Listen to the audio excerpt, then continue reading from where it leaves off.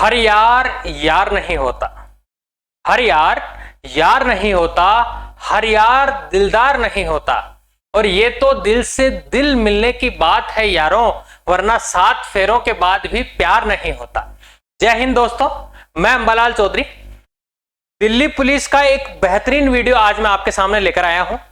Delhi police में बहुत कम दिन अब बचे हुए हैं, 3 महीने हमारे पास अगर मोटे मोटे तौर पर देखे जाएं तो बचे हुए हैं, क्योंकि 14 नवंबर से हमारे एग्जाम डेट आ चुकी है। बहुत पहले एसएससी ने कैलेंडर जारी कर दिया था। अब इस समय कुछ नए बच्चों के भी और कुछ पुराने बच्चों के भी ये मन में हमेशा डाउट रहता है कि साहब हम क्या क्या तो पढ़ा जाए और क्या क्या नहीं पढ़ा जाए। अब देखो, अब किस चैप्टर को पढ़ना है इससे ज्यादा इंपॉर्टेंट ये है कि किस में से कौन से टॉपिक छोड़ने हैं। तो आज मैं आपके सामने ये जो पीडीएफ लेकर आया हूं, इसमें आपको गणित में कौन कौन से चैप्टर से, कौन कौन से टॉपिक से कितने कितने सवाल आए हैं, इससे हमें इस चैप्टर, प्रत्येक चैप्टर की एक इंपॉर्टेंस पता लग जाएगी कि कौन सा चैप्टर ज्यादा महत्वपूर्ण है, कौन सा कम महत्वपूर्ण है। तो आज का हमारा वीडियो इसी पर है, बहुत ध्यान से समझना। बहुत छोटा वीडियो है लेकिन बहुत काम का है। मैंने एक ये लिस्ट बनाई है। सबसे पहले मैं अगर बात करूं, मैंने लगभग 35 से 38 पेपर्स का एनालिसिस किया है पिछले का। उसके बाद में इस निष्कर्ष पर पहुंचा हूं। मैंने 13 पेपर की ही यहां एक पीडीएफ लिखी है, आपके यहां जो दिख रही है वो 13 पेपर ही हैं। बाकी मैंने एनालिसिस इन सब का किया है, ठीक है। उसके बाद में इस नतीजे पर पहुंचा हूं। सबसे पहले अगर मैं बात करूं टाइम एंड वर्क की, समय और कार्य की, अगर इस चैप्टर की अगर मैं बात करूं मैथमेटिक्स की, देखो आज मैं मैथमेटिक्स का लेकर आ रहा हूं। आने वाले 1-2 दिन बाद आपको रीजनिंग के भी टॉपिक वाइज मिल जाएंगे। नॉन वर्बल से कितना पूछा गया है, वर्बल से कितना पूछा गया है, आपको किन किन टॉपिक्स पर ज्यादा ध्यान देना है, किन पर कम ध्यान देना है। तो टाइम एंड वर्क की अगर बात करें तो लगभग हर पेपर में एक सवाल पूछा गया है। एक पेपर ऐसा भी था जिसमें 2 सवाल पूछे गए हैं, यानी कि एक हमारा चैप्टर जो है टाइम एंड वर्क, ये हमारे लिए इंपॉर्टेंट है, इसको हमें पढ़ना ही पढ़ना है, ठीक है। अगर मैं बात करूं सिंपल इंटरेस्ट की, साधारण ब्याज की, तो भाई देखो साधारण ब्याज से भी अगर देखा जाए तो हर पेपर में एक सवाल आपसे पूछा गया है, बनिस्पत 1-2 पेपर्स को छोड़ दिया जाए तो। 1-2 पेपर्स में अगर नहीं पूछा जाए तो इसका मतलब ये नहीं है कि इससे कोई सवाल नहीं आएगा। ये बात तय है कि सिंपल इंटरेस्ट से एक सवाल आएगा। अगर मैं बात करूं टाइम एंड डिस्टेंस, इसमें 2 चैप्टर हमारे कवर होते हैं टाइम एंड डिस्टेंस में। एक तो आपकी ट्रेन और एक नाव और धारा, बोट एंड स्ट्रीम।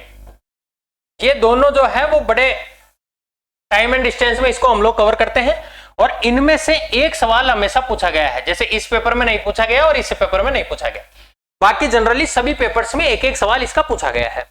इसके बाद अगर मैं बात करूं नंबर सिस्टम की, तो देखो नंबर सिस्टम से भी एक पेपर में 3 सवाल, दूसरे में भी 3 सवाल। एक ऐसा है जिसमें 3 पूछे गए हैं, किसी में 2, किसी में 2, बाकी एक सवाल हर बार पूछा गया है।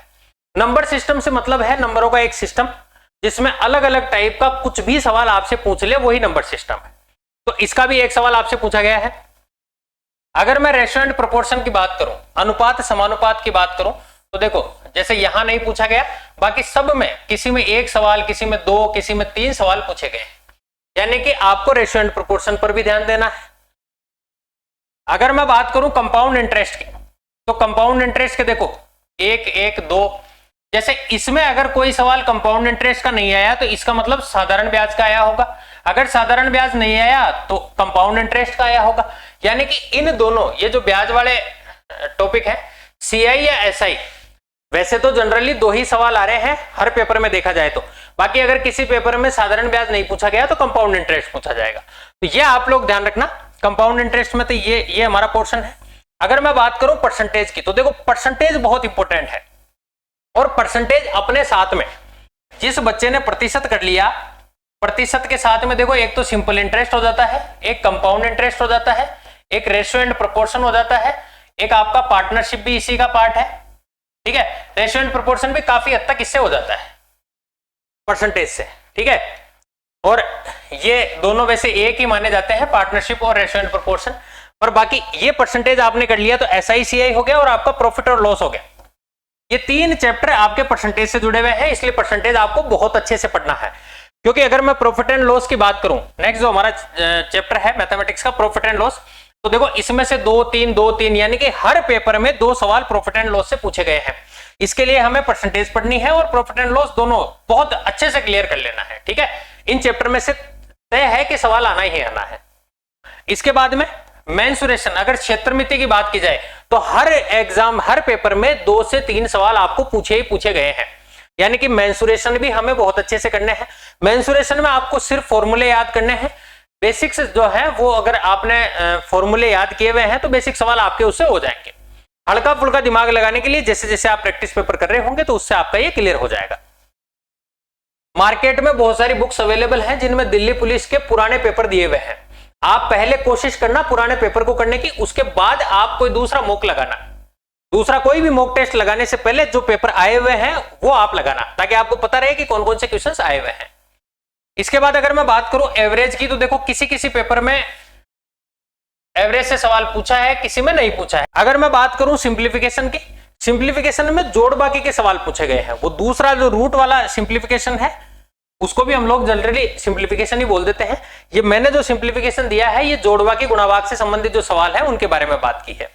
तो देखो सिंप्लीफिकेशन का भी लगभग 1 सवाल हर एग्जाम में पूछा गया है, किसी किसी में 2 भी पूछे गए हैं। ठीक है, जितने भी शिफ्ट आए हैं उसमें सब में 1-1 सवाल इसका पूछा गया है। एलसीएम और एचसीएफ की अगर हम लोग बात करें तो देखो किसी किसी पेपर में एलसीएम एचसीएफ का सवाल भी पूछ लिया गया है, यानी कि इसको हम लोग इतनी इंपॉर्टेंस नहीं दे सकते। अगर किसी बच्चे को एलसीएम एचसीएफ में दिक्कत आती है तो वो इसको छोड़ भी सकता है। छोड़ने की बात मैं उन बच्चों के लिए कर रहा हूं जिनको लगता है मैथमेटिक्स बहुत मुश्किल है साहब, मैं तो सिलेक्टेड चैप्टर्स करना चाहता हूं, आप तो सिलेक्टेड बता देवे कि ये कर लें, तो आप एलसीएम एचसीएफ छोड़ सकते हैं। ऐसे अगर मैं पार्टनरशिप की बात करूं तो एक एग्जाम ऐसा था जिसमें पार्टनरशिप का सवाल पूछा गया था, तो आप पार्टनरशिप को भी छोड़ सकते हैं। यानी कि अगर मोटे मोटे तौर पे देखा जाए तो अगर आपने percentage, profit and loss, mensuration और जैसे रेशियो एंड प्रोपोर्शन की भी मैं बात नहीं करता, टाइम एंड डिस्टेंस भी नहीं, ये और टाइम एंड वर्क 1 2 3 4 5 और 6, ये लगभग 6 से 7 चैप्टर ऐसे हैं जिनसे आपके 11 से 12 सवाल कवर हो जाएंगे। करने आपको पूरे ही हैं, लेकिन इन पर आप विशेष फोकस रखना क्योंकि इनका एक सवाल आपसे हमेशा पूछा गया है। तो ये बात आप ध्यान रखना।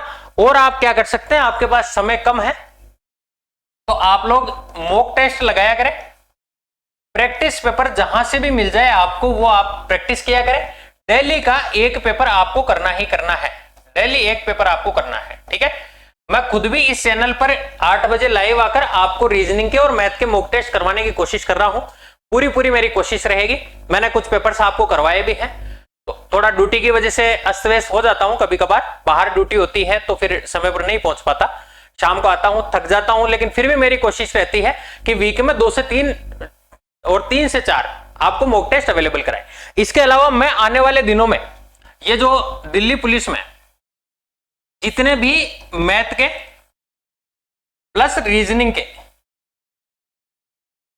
मैथ और रीजनिंग के टॉपिक वाइज मैराथन लेकर आ रहा हूं। टॉपिक वाइज जैसे टाइम एंड वर्क की बात करूं, टाइम एंड वर्क के आज तक जितने भी सवाल पूछे गए हैं, पुराने जो पेपर सुने हैं ऑनलाइन, उनमें टाइम एंड वर्क के जितने सवाल पूछे गए हैं उनकी एक मैराथन लेकर मैं बहुत जल्द आपके सामने हाजिर हो जाऊंगा। इससे अपने को यह भी पता लग जाएगा कौन से क्वेश्चंस आए हुए हैं और पुराने किस टाइप के क्वेश्चंस दिल्ली पुलिस पूछ रहा है। एसएससी में जनरली रिपीट होते हैं। तो ठीक है, तो आप लोग ये ध्यान रखना। आज का हमारा वीडियो यहीं समाप्त होगा। अगले वीडियो में कल तो नहीं कह सकता मैं, 2-3 दिन बाद आपको रीजनिंग के भी मैं टॉपिक वाइज क्वेश्चंस बताऊंगा कि टॉपिक में से किस किस टॉपिक में से कितने कितने क्वेश्चन है। ठीक है, तो मिलते हैं अगले वीडियो में, तब तक के लिए थैंक यू सो मच।